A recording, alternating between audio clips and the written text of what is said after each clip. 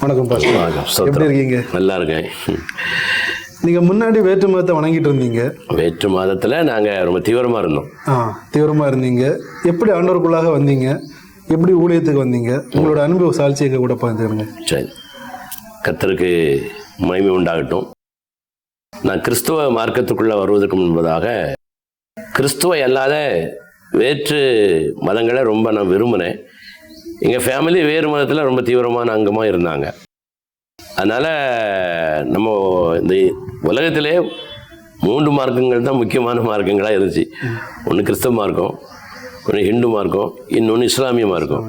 நான் அதனால் இஸ்லாமிய மார்க்கத்துக்கு போயிடலாம் அப்படின்னு கூட யோசித்தேன்.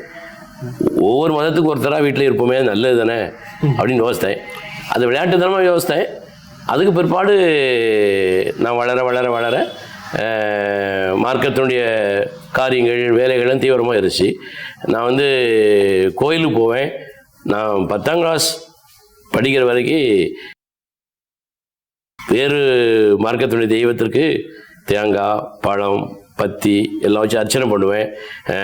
ரொம்ப தீவிரமாக இருந்தேன். எங்களுக்குன்னு ஒரு தனிப்பட்ட ஒரு கோவிலே இருக்குது.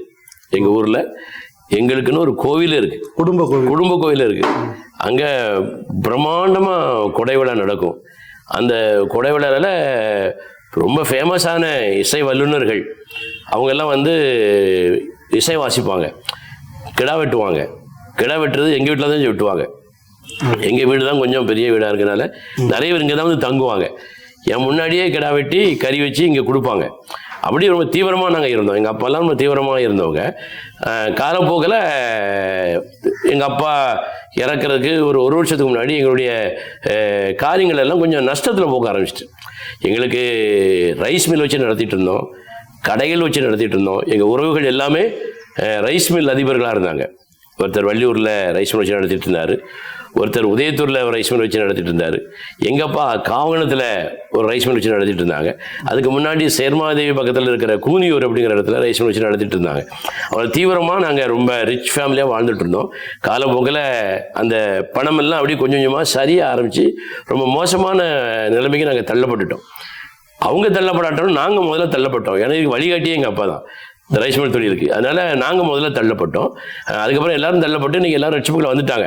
நாங்கள் தள்ளப்பட்ட போது ரொம்ப கஷ்டமாக இருந்துச்சு. அப்படி இருக்கும்போது ஒரு நாள் என்னுடைய நண்பர் ஒருத்தர் எங்கள் கூட கொஞ்சம் ஜெபத்துக்கு வாங்க அப்படின்னு கூப்பிட்டாங்க. எனக்கு இந்த ஜெபமே பிடிக்காது. ஏன்னா ஒரு தடவை எங்கள் ஊரில் ஒரு கன்வென்ஷன் கூட்டம் நடந்திருந்து அதில் ஒருத்தர் பிரசங்கம் பண்ணிட்டு இருந்தார். பிரசங்கம் பண்ணிட்டு இருக்கும்போது கடைசியில் நீங்கள் எல்லோரும் முன்னாடி வாங்க, உங்களுக்காக நான் ஜெபிக்க விரும்புகிறேன் அப்படின்னு சொல்லி அந்த ஊழியக்காரர் அழைப்பு கொடுப்பார். அது எல்லா கூட்டங்களையும் நடக்கும். அப்போ எல்லோரும் போகும்போது நாங்களும் நண்பர்களாக முன்னாடி போகிறோம். நண்பர்களாக முன்னாடி போகும்பொழுது என் முன்னாடி நின்ற ஒருத்தர் அந்நிய பாஷையில் பேசி அபிஷேகத்தில் பயங்கரமாக துள்ளுறாரு. நிறைய பேர் துள்ளுறாங்க. எங்கள் பக்கத்தில் ஒரு ஆள், ஆம்பளை ஆள் ரொம்ப துள்ளுறாரு. அப்படின்னா என் ஃப்ரெண்டுகிட்ட இருந்து ஒரு சாவியை வாங்கி அவருக்கு காக்கா வலிப்பு கையில் கொண்டு கொடுக்க போனேன். அந்த அளவிற்கு அந்த கூட்டத்தில் ரொம்ப துணிகரமாக அந்த மார்க்கத்தினுடைய அந்த வழிபாடை அலட்சியம் பண்ணினேன். அப்படி கொண்டு கொடுக்க போனேன். அது என் வாழ்க்கையில் நடந்த முதல் ஒரு காரியம். அதுக்கப்புறம் எனக்கு நெருக்கடிகள் வந்துக்கிட்டே இருக்கு. அப்போ என் நண்பர் ஒரு ஜெபம் பண்ண வாப்பா, வீட்டுக்கு வான்னு கூப்பிட்டார். அப்போ நான் போனேன். போகும்பொழுது ஒரு அறையில் உட்காந்துருக்குறோம். எல்லாரும் ஜெபம் பண்ணிகிட்டு இருக்கிறோம். ஜெபம் பண்ணிகிட்டு இருக்கும்போது எல்லாரும் பாட்டு பாடி ஜெபம் பண்ணிட்டு இருக்காங்க. நானும் இந்த கூட்டத்துக்கு நடுவில் போய் உட்காந்துருக்கிறேன். எனக்கு எப்படி ஜெபம் பண்ணணும்னு தெரியாது. எல்லாரும் அல்லேலூயா தோத்திரம் அந்நிய பாஷையெல்லாம் போட்டு பேசுகிறாங்க. எனக்கு எப்படி ஜெபம் பண்ணணும்னு தெரியாது. அப்போ நான் ஒரு மூலையில் உட்காந்துட்டு பார்த்துக்கிட்டே இருக்கிறேன். அங்கே ஜெபத்தை நடத்தின ஒருத்தவங்க பயங்கரமாக தீர்க்க தரிசனம் சொல்லிட்டு இருக்காங்க. உனக்கு அது நடக்கும், உனக்கு இது நடக்கும், அப்படி இப்படின்னு சொல்லிகிட்டே இருக்காங்க. நான் என் தலையை இப்படி கவுந்துக்கிட்டு இப்படி தரையில் கையை வச்சுக்கிட்டு இப்படி பார்த்துட்டு கண்ணை திறந்துக்கிட்டு இப்படி யோசிக்கிட்டே இருக்கேன். எனக்கு தான் ஜெபம் பண்ண தெரியாது. இப்படியே இருக்கும்போது அங்கே தீர்க்க தரிசனம் சொல்லிட்டு இருந்த ஒரு நபர் என்னை பார்க்கவே இல்லை. நான் இப்படி இருக்குது அவங்களுக்கு தெரியாது. அவங்க எந்த பக்கம் நின்றுக்கிட்டு ஒரு ஆள் இதில் கண்ணை திறந்து வச்சுக்கிட்டே இருக்கு. உங்கள் கண்ணை மூடி நீங்கள் ஆண்டவரை நோக்கி பாருங்க, ஜெபம் பண்ணுங்க, தேவன் உங்களை பிரச்சனைகளை மாற்றுவார், கண்ணை திறக்காமல் ஜெபம் பண்ணுங்க அப்படின்னு சொல்கிறாங்க. நான் இப்படியே இருந்தேன். ஒருவேளை நம்ம கண்ணை திறந்து அதை பார்த்துட்டு போருக்கு எப்படியோ அப்படின்ட்டு அதுக்கப்புறம் லேசாக கொஞ்சம் நிமிர்ந்து இப்படி வச்சுருந்தேன். இப்படி வச்சுட்டு இப்படியே பார்க்குறேன். அந்த ஆள் பார்க்குறேன்னு என் கண்ணு உங்களுக்கே தெரியாது. அப்படி நான் பார்த்துட்டு இருக்கேன். அப்படி பார்த்துட்டு இருக்கும்போது மறுபடியும் அந்த ஜெபத்தை நடத்துறவங்க சொல்கிறாங்க, இப்பவும் நீங்கள் கண்ணை திறந்து தான் வச்சுருக்கிறீங்க, தயவுசெய்து கண்ணை மூடிருங்க, கடவுள் உங்களை பார்த்துக்கிட்டே இருக்கிறாருன்னு. அப்போ இப்பவும் நம்மளை பார்த்துட்டு போயிருக்க அந்த ஆள் அப்படின்ட்டு அதுக்கப்புறம் நேர் முழங்கால் நின்று, அதான் நெடுமுழங்கால் நின்று இப்படி வச்சு, இந்த ராத்திரி தானே ஜெபம் நடந்தது, இப்படி வச்சு லேசாக அந்த கை கெடுவலையா அப்படி பார்க்க. அப்பவும் அந்த ஆள் என்ன பார்க்கல, அந்த ஆள் எங்கேயோ பார்த்துட்டு ஜெபம் பண்ணிட்டு இருக்கு. இப்பவும் நீங்கள் கண்ணை தான் திறந்து வச்சுருக்கீங்க, இனிமே நீங்கள் கண்ணை திறந்தீங்கன்னா உன்னை பீறி போடுவேன் அப்படின்னு ஒரு வசனம், ஒரு வார்த்தையை சொல்லிச்சு. பீறி போடுவேனால என்னன்னு தெரியாது, ஏதோ எச்சரிப்புன்னு நினச்சிக்கிட்டேன். அப்போ இது என்னடா ஜெபத்துக்கு வந்திருக்கோம், ஏதோ நம்ம பிரச்சனை தீர்வுன்னு வந்தால் அங்கே பிரச்சனை வளர்ந்துரும் போல தெரியுதான்ட்டு அதுக்கப்புறம் ஒரு மனம் இல்லாமல் சும்மா கண்ணை மூடுனேன். அதுக்கப்புறம் அந்த வார்த்தையே வரல, கண்ணை திறந்துட்டு இருக்கீங்கிற வார்த்தையே வரல. அப்போ நான் வந்து கண்ணை மூடிட்டு அப்படி இருந்தேன். அதுக்கப்புறம் ஜெபக்கூட்டம் முடிஞ்சது. ஏன் இருதயத்துட்ட ஒரு கேள்வி அப்படி வந்துகிட்டே இருக்கு, இது எப்படி அந்த ஆளுக்கு தெரியும்? நம்ம 3 தடவை கண்ணை திறந்து வச்சுட்டு வந்துருக்குறோம், 3ஆவது தடவை நீ பார்த்தன்னா உன்னை நான் பீதி போட்டுருவேன்னு சொல்லக்கூடிய வார்த்தை வருதுன்னா எப்படி அந்த கூட்டத்தை நடத்தின அந்த ஆளுக்கு தெரியும்? இது எனக்கு ஒரு பெரிய கேள்வியாக இருந்துக்கிட்டே இருந்து. அப்படின்னா நான் என்ன யோசித்தேன்னா, அப்போ நம்மளை பற்றி யாரும் சொல்லி கொடுக்காமையே அந்த நபருக்கு அந்த காரியம் தெரியுதுன்னா நமக்கு மேலே ஒரு சக்தி இருக்குது அப்படிங்கிறத முதல் பாயிண்ட் அப்போதான் என் இதயத்தில் விழுது. அப்பவும் ஏசுநாதர் தான் கடவுள், அல்லது முருகன் தான் கடவுள், அல்லாஹ் தான் கடவுள் அப்படிங்கிற ஏற்றுக்கொள்ளக்கூடிய இது இல்லை, எல்லாமே எல்லாம் அப்படின்ட்டு நான் இருந்தேன். ஆனால் இந்த ஒரு வார்த்தை வந்த பொழுது ஏதோ ஒரு சக்தி இருக்கு, ஏதோ ஒரு கடவுளுடைய சக்தி இருக்கு அப்படின்னு சொல்லி அன்னைக்கு நான் நான் அதை ஏற்றுக்கொண்டேன் இதயத்தில். கடவுள் இயேசு கிறிஸ்துங்கிறத நான் ஏற்றுக்கொள்ளலை. மறுபடியும் நான் ஜெபத்துக்கு போகிறேன். இப்படியே ஒரு மாதம் 2 மாதம் அந்த ஜெபத்துக்கு போகிறேன். எனக்கு சரியாக ஞாபகம் இல்லை, 3-4 மாதம் இருக்கும். அந்த ஜெபத்துக்கு போகும்போது அன்னைக்கு ஒரு புதுதாக 2 பேரும் அங்கே ஜெபம்ல வந்திருக்காங்க.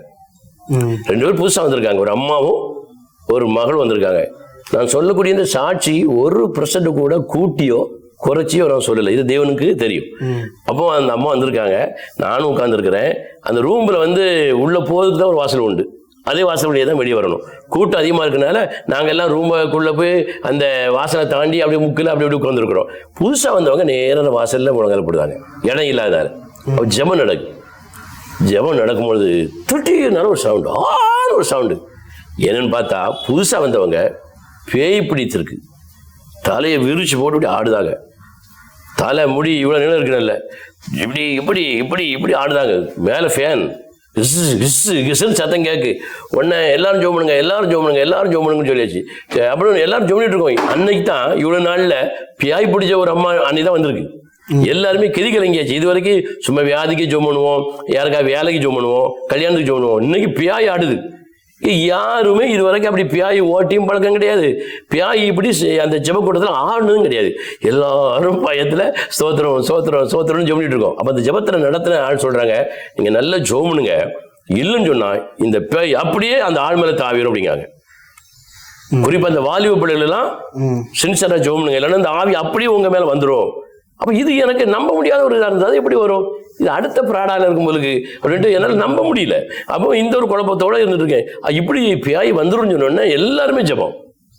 வாலிபுள்ளெல்லாம் ஆள ஆரம்பிச்சிச்சு, பியாய்ங்க வந்துருன்னு சொன்னோன்னே பயத்துல ஆள ஆரம்பிச்சாச்சு. எல்லாரும் ஆள ஆரம்பிச்சாச்சு. எனக்கெல்லாம் ஜெபமே பெய்யாச்சு. நான் புற மதத்திலேருந்து வந்தனால இந்த பியாய் ஆடுதெல்லாம் நிறைய பார்த்துருக்கேன்.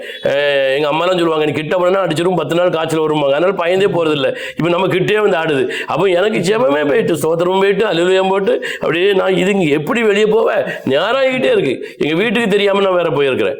வாசல்கிட்ட நிக்கி தொட்டாலே சொல்லி முடிஞ்சுக்கிற பயத்தில் இப்படி நான் கிட்டு நான் உள்ள காதுன்னு இருக்கேன். எல்லாம் ஜோம் பண்ணுங்க நான் அந்த ஆள் ஜெபத்தை நடத்துது.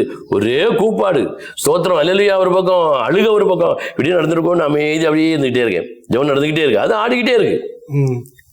அப்போ அதாவது தேவன் என்னை எப்படி சந்திச்சார் அப்படிங்கிறத சொல்றேன். அப்போ அந்த நேரத்தில் அந்த ஜெபத்தை நடத்துறவங்க என் கிட்ட வந்து, பிரதருங்க வாங்க, நீங்க தான் எளிமையா அந்த அம்மாவுக்கு ஜெபம் பண்ணுட்டாங்க. என் இருதயமே அப்படி நின்று போல இருந்து, நீங்க தான் வந்து அந்த அம்மாவுக்கு ஜெபம் பண்ணணும், அப்போதான் அந்த பேய் போகும் அப்படிங்காங்க. நான் சொன்னேன், ஜெபம் நடந்துட்டு இருக்கு, சும்மா விளையாடாதீங்க, நானே வீட்டுக்கு தெரியாம வந்திருக்கேன், மாதிரி அடிக்கடி பட்டுட்டு வீட்டுக்கு போனாலும் உள்ளது வர முடியாது, தயவுசெய்து நீங்க யாராவது ஜெபம் பண்ணுங்க, நீங்க ஜெபம் பண்ண வேண்டியதுன்னா ஜெப கூட்டத்துல எனக்கும் அந்த ஆளுக்கு வாக்குவாதம் நடக்குது. அது ஆடிக்கிட்டே தான் இருக்கு. நான் திரும்ப கவுந்துக்கிட்டேன், பிரதர் சொன்னா கேளுங்க, தேவன் உங்க மூலமா தான் அற்புதம் செய்ய போறாங்க அப்படின்னு சொல்லி மறுபடியும் ப்ரெஸ் பண்றாங்க. என் கூட வந்து நண்பர்கள் சும்மா போப்பாங்க. நான் நீ வேணா போயா, நீ வேணா போய் ஜோம் பண்ணிட்டு வாயா அப்படின்னா அவன் ஒருத்தரும் போக மாட்டாங்க. ஒன்னு தானே சொல்றாங்க, நீ போ அப்படிங்க. சபையே அப்படி பார்த்துட்டு இருக்கு அந்த இடத்துல, அந்த ரூமுக்குள்ள. அப்படி இருக்கும்போது என்ன செய்ய, வீட்டுக்கு போடுமே. ஒருத்தரும் நின்று மாதிரி இல்லை, பியாயானதும் நிற்கல, என்ன புஷ் பண்ணுறதும் நிற்கல, ஜபமும் நிற்கல, நடந்துக்கிட்டே இருக்கு. நான் வீட்டுக்கு போகணும் பார்த்தேன், இன்னும் வழி இல்லை, அடிபட்டாலும் பரவாயில்லன்னு எழுப்பிட்டேன். ஒரு லுங்கி தான் உடிச்சிருந்தேன், ஒரு சட்டை போட்டிருந்தேன், வீட்டுக்கே தெரியாமல போகிறேன் பிரேயருக்கு. அப்போ ஒரு சின்ன பைபிள், நியூ டெஸ்டமெண்ட் இங்கிலீஷில் இருக்கும், அதை என் சாரத்துக்குள்ளே அப்படி சொல்லி வச்சிருப்பேன். எப்பவும் வச்சிருப்பேன். இந்த சில ஆட்கள் கத்தியை சொல்லி வச்ச மாதிரி அதை வச்சிருப்பேன் ஒரு இதுக்கு. அப்போ அந்த பைபிள் என் கையில் இருந்து சில நற்செய்தி கூட்டங்களுக்கு போகும்போது சில பாஸ்டர்மார் கையில் பைபிள் வச்சு அப்படி ஜெபம் பண்ணுவாங்கல்ல, அதை நான் பார்த்துருக்கிறேன். எனக்கு ஜெபம் பண்ணவும் தெரியாது, பியாயி விரட்டவும் தெரியாது. அப்போ நான் அந்த பைபிள் எடுக்கிறேன், புதிய ஏற்பாடு எடுத்துட்டு அப்படி எழும்பி இப்படி கிட்ட போகிறேன். அது அப்போ ஆட ஆரம்பித்தது, நான் கிட்ட போகும்போது நின்று என்ன இப்படி பார்க்க, இப்படி பார்த்ததான் உண்டு. எனக்கு மேலேருந்து கீழே வர 2 குடம் தண்ணியை கொறி ஊற்றி இப்படி நடந்த சம்பவம் தொப்புன்னு நினைஞ்சாச்சு. வடியுது வேத்து சாரத்தில் இப்படி வடியுது. நான் அப்படி கிட்டு ஆடி நிற்க, அது இப்படி பார்த்து இப்படி என்னை பார்த்து அப்படி நிற்கி, எனக்கு ஒன்றும் ஓடாது. அவன் பல்ல வர கிடைக்கி பியாய் துரத்துனவங்களுக்கு தெரியும். அது வேற எனக்கு கொஞ்சம் பயம். இன்னைக்கு அவ்வளோதான், சோலி முடிஞ்சு என்ன அப்படின்னு நினச்சிட்டு பைபிளை எடுத்துட்டு, ஆண்டவரே நீர் பார்த்துக்கணும், இப்படி ஜெபம் பண்ண வந்தோன்னே பிடிச்சி இப்படி மாட்டி விட்டுட்டு வாழ்க்கையே நிற்க போது போல தெரிஞ்சு சொல்லி பயத்தில் ஏசப்பா ஸ்தோத்திரம் இந்த பைபிளை இப்படி நீட்டாக தான் செஞ்சேன். கண்ணை முடிட்டு ஏசப்பா ஸ்தோத்திரம், எனக்கு தான் ஜோமனு தெரியாத, பியாய் போகட்டும் ஏசப்பா ஸ்தோத்திரன்னே. டம்முன்னு ஒரு சத்தம் கடிச்சு, நமக்கு தாண்டி விழுந்துட்டோன்னு பார்த்தா அந்த அம்மா கீழே விழுந்துச்சு. கீழே விழுந்து அந்த ரூம்ல உருளுது, அங்கே இங்கேயும் பயங்கர சத்தம். அது உருண்டோன்னு அங்கேருந்து வாலிப பிள்ளைகள் சாடி இங்கே வருது, இங்கேருந்து ஆம்பளை சாடி அங்கே போறா, தொற்றப்படாத பியாயி அப்படி ஒரே சுத்திட்டு அங்கே போகுது. இப்படி ரிட்டர்ன் ஆகி வருது. நான் வந்து பார்த்துக்கிட்டே இருக்கேன். பார்த்துட்டு இருந்து கொஞ்ச நேரத்துல நம்ம எழுப்பிட்டு நார்மல் ஆயிட்டு நான் அப்படி பைபிள் வச்சுட்டு நான் அப்படி பிரம்ம பிடிச்ச மாதிரி நிற்கேன். அப்போ எழுப்பி விட்டுன்னு ட்ரெஸ் எல்லாம் ஒழுங்கா போட்டு நான் யோசிக்கேன், நமக்கு ஒண்ணுமே செய்யலையே, நம்ம ஏசப்பா அந்த பியாய் போட்டுன்னு ஜோம் பண்ணோம். அந்த ஆள் நல்லா தெரியும் எனக்கு, ஆனால் நான் சொல்ல விரும்பல, நல்லா தெரியும். அது நம்மகிட்ட நடிக்க வேண்டிய அவசியம் இல்லை. அப்போ யோசிக்கும் போது ஒன்று மட்டும் தெளிவாச்சு, அந்த அம்மா என்னை ஏமாத்ததுக்கு வந்து நிற்கல, நானும் ஏமாத்தக்கூடிய சிந்தியோல பியாய் விரட்டுற சினிமா நடிகர் மாதிரி நான் போகலை. ஆனா ஏதோ ஒண்ணு நான் ஜோம் பண்ணும் பொழுது நம்ம கையில இருந்து அங்க பாஸ் ஆகுது, ஏதோ ஒண்ணு புறப்பட்டு போகுது.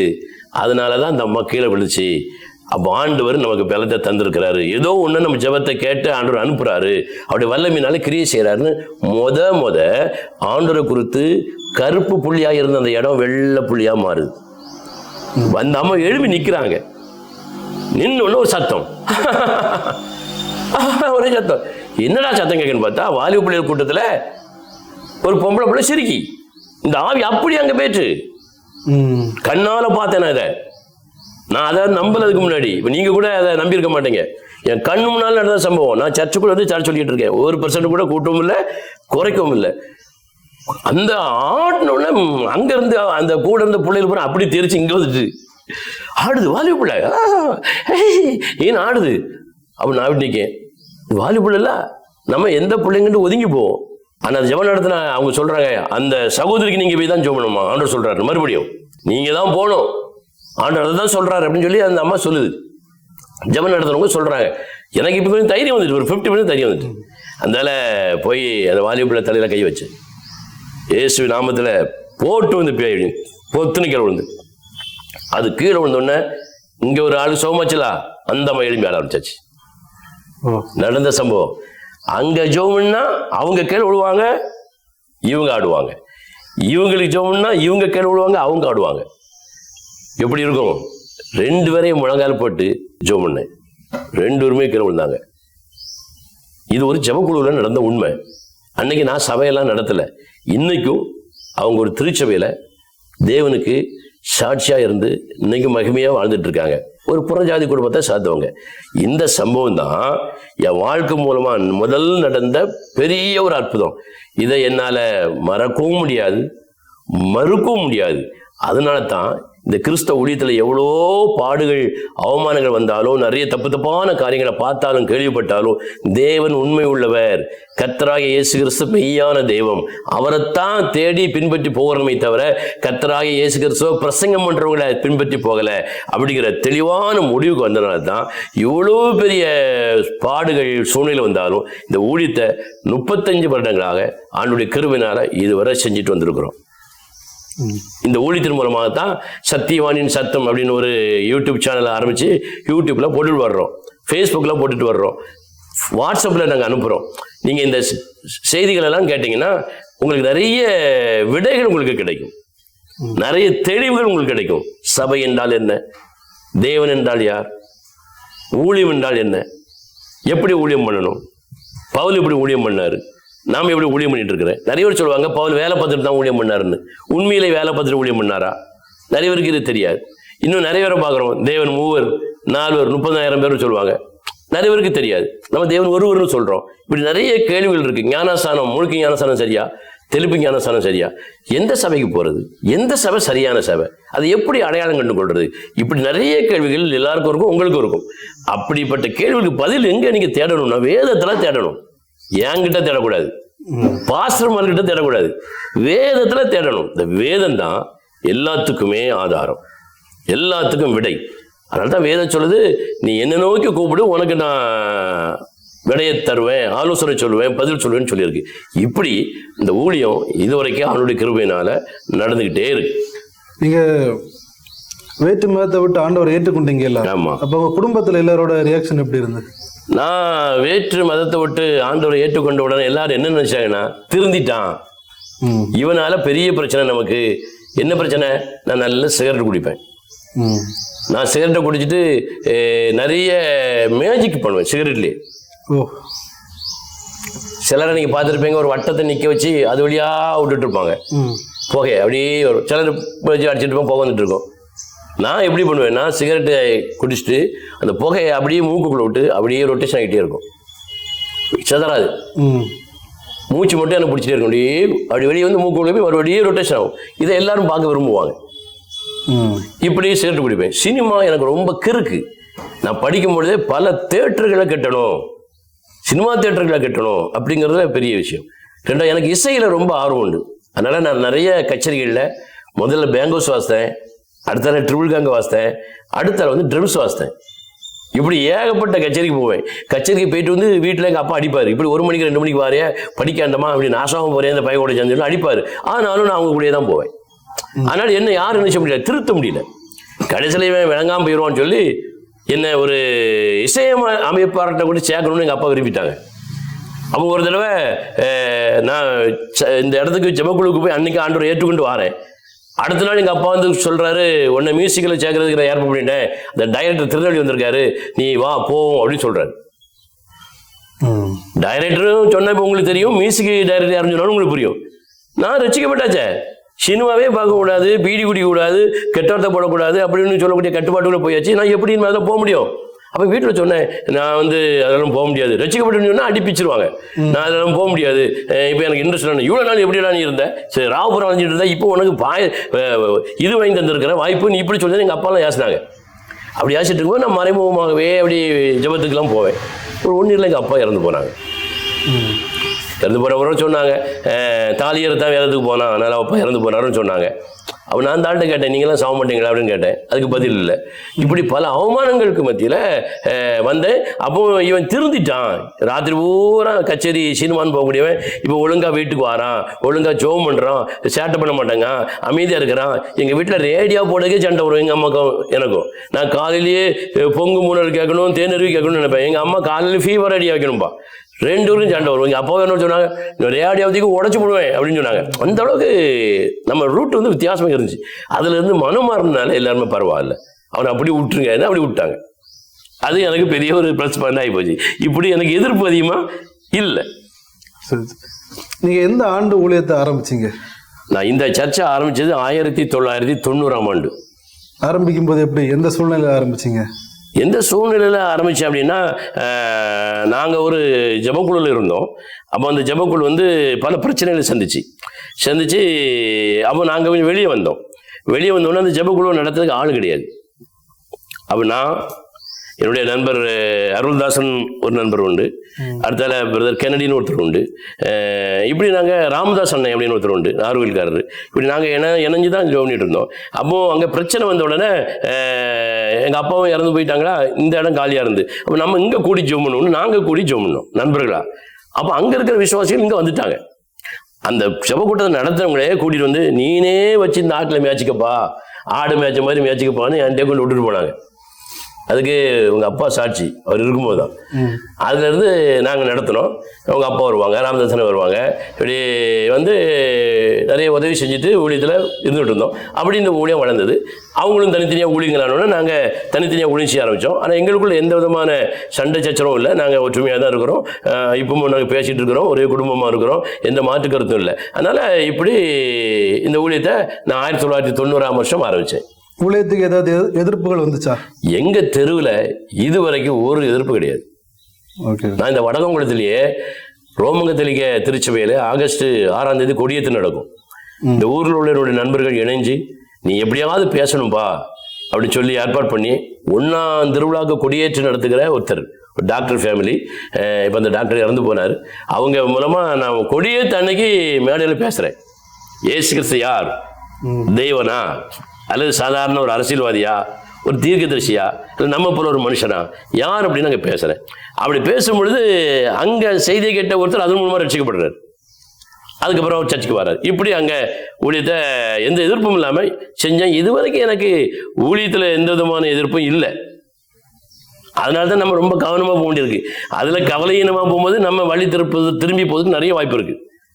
எதிர்ப்பே இல்லை நமக்கு, என்னொன்று நம்ம செய்தெல்லாம் சரி அப்படின்னு நினச்சிருவோம். அப்படி போயிடவே கூடாது, கவனமாக போகணுங்கிறத நானும் படிச்சுக்கிட்டேன். நீங்கள் எங்கே சபை தொடங்கின அப்புறம் நடந்த முதல் அற்புதம் உங்களுக்கு ஞாபகம் இருக்கா?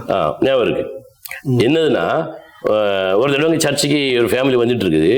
அந்த ஃபேமிலியில் ஒரு பையனுக்கு இதில் ஒரு கட்டி, அந்த கட்டி வந்து சுகமாகாது, ஆப்ரேஷன் பண்ணி தான் எடுக்கணும் அப்படின்னு சொல்லி டாக்டர் சொல்லிட்டாங்கன்னு சொல்லி அந்த ஃபேமிலியில் உள்ளவங்க இங்கே வந்து என்கிட்ட அழுதாங்க. அந்த பையன் சின்ன பையன். அப்போ அவன் 4 படித்தான் 5 படித்தான், அவன் சின்ன பையன். அப்போது சரி ஜெபம் பண்ணுவோம். அப்போ நான் சொன்னேன், ஒரு பொருத்தனை பண்ணு ஆண்டவர்கிட்ட. ஆஸ்பத்திரிக்கு 10-20,000 கேட்குறான்னு சொல்கிறல்ல, ஆண்டவருக்கு ஒரு பொருத்தனை பண்ணி ஜெபம் பண்ணுவோம். இது வேத ஒழுங்கு. பொருத்தனையை கொடுங்கிறது வேத ஒழுங்கு. அண்ணால் அப்படி தான் பொருத்தனை பண்ணி ஜெபம் பண்ணான். பொருத்தனை பண்ணி சொன்னேன். பொருத்தனை பண்ணி ஜெபம் பண்ணான். நானும் ஜெபம் பண்ணேன். அது கட்டியே எல்லாம் போயிட்டு. கட்டியே இல்லை. இப்போ அந்த பையன் இப்போ அவங்க வேற ஒரு சபைக்கு போகிறாங்க. என்கிட்ட கோவப்பட்டுட்டு போல, வேற ஒரு காரணத்தினால போறாங்க. அந்த பையன் இந்த வருஷம் ஞானசனம் எடுத்தான். இப்போ அந்த பையன் இங்கே வரான். அவன் இந்த வருஷம் முழுக்க ஞானசனம் எடுத்தான், நான் தான் கொடுத்தேன். இது முதல்ல அற்புதம். நிறைய பேய்கள்ல இருந்து சுகமாயிருக்கு. அதை சொல்லிக்கிட்டே இருந்தால் நேரம் போய்கிட்டே இருக்கும். நிறைய அற்புதங்களை ஆண்டவர் செஞ்சிருக்காரு, நம்ம செய்யல ஆண்டவர் செஞ்சிருக்காரு. நிறைய பேர் வந்தாங்க. நம்ம சத்தியம் கொஞ்சம் ஸ்ட்ராங்காக இருக்கும். பொய் சொல்லாதானே, பொய் சொல்லாத அப்படின்னு தான் சொல்லுவேன். திருவள்ளுவர் பொய் சொல்ல சொல்லியிருக்காருன்னா, அப்போ நீ திருக்குறளை படி, விவிலியத்தை படிக்காதுன்னு சொல்லுவேன்.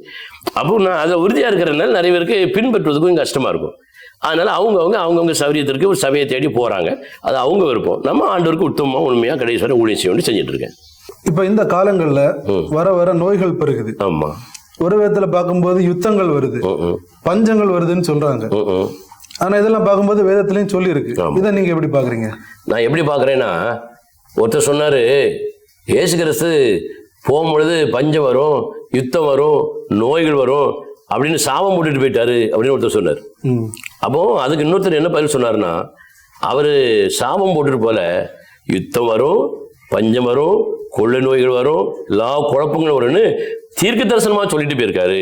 இப்படி வரவும் கடைசி காலங்களில், அதனால நீ ரட்சிக்கப்படு, தேவனை அறிஞ்சிக்கோ, அப்போதான் நீ மீட்கப்பட முடியும் அப்படிங்கிறத முன்னால் வருகிறத அவர் அதுக்கு முன்னாலுமே தீர்க்க தரிசனமாக சொல்லிட்டு போறாரே தவிர சபிச்சுட்டு போல அப்படின்னு சொன்னேன். அப்போ நம்ம என்ன நினைக்கிறோம், இதெல்லாம் வரக்கூடிய காலங்களும் பார்க்குறோம், அவன்கிட்ட சொன்ன அப்படி நிறைவேறிட்டே இருக்கு. அப்போ நாம செய்ய வேண்டியது என்னன்னா, வேதம் சொல்லுது, நீங்கள் வந்து உங்கள் தலைகளை நிமிர்த்தி ரட்சிப்புக்குள்ளாக உங்களை உறுதிப்படுத்தி அதில் வாழ கற்றுக்கணும். ரட்சிப்பை விட்டு பின்னால் போயிடக்கூடாது, தேவனை உறுதியாக பற்றிக்கொள்ளணும். இது நடந்துக்கிட்டே தான் இருக்கும்.